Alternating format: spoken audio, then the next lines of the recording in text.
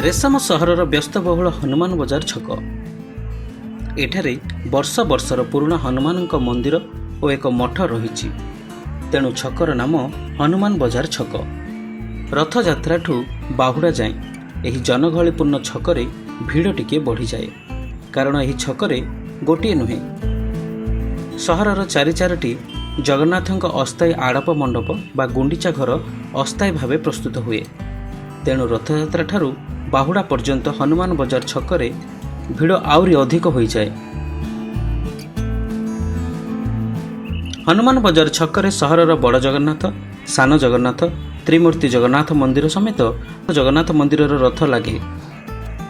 ଅସ୍ଥାୟୀ ଭାବେ ପ୍ରସ୍ତୁତ ଆଡ଼ପ ମଣ୍ଡପରେ ଠାକୁରଙ୍କୁ ବିଜେ କରାଯାଏ। ବଡ଼ ଜଗନ୍ନାଥଙ୍କ ପାଇଁ ହନୁମାନ ମନ୍ଦିର ପାଲଟିଯାଏ ଆଡ଼ପ ମଣ୍ଡପ। ଜଗତର ନାଥ ଜଗନ୍ନାଥଙ୍କ ପାଇଁ ପରମ ଭକ୍ତ ହନୁମାନଙ୍କ ବିଗ୍ରହକୁ ତାଙ୍କ ଆସ୍ଥାନରୁ ସାମାନ୍ୟ ଘୁଞ୍ଚା ଯାଇଥାଏ। ଜଗନ୍ନାଥଙ୍କ ସହ ହନୁମାନଙ୍କୁ ଏକତ୍ର ଦର୍ଶନ କରନ୍ତି ଶ୍ରଦ୍ଧାଳୁ। ହନୁମାନ ମନ୍ଦିର ପାର୍ଶ୍ୱରେ ଆଉ ଏକ ଅସ୍ଥାୟୀ ମଣ୍ଡପରେ ବିଜେ ହୁଅନ୍ତି ସାନ ଜଗନ୍ନାଥ। ହନୁମାନ ମନ୍ଦିର ପାଖରେ ହିଁ ତ୍ରିମୂର୍ତ୍ତି ଜଗନ୍ନାଥ ମନ୍ଦିର ଅସ୍ଥାୟୀ ଆଡ଼ପ ମଣ୍ଡପରେ ତିନି ଠାକୁରଙ୍କୁ ବିଜେ କରାଯାଏ।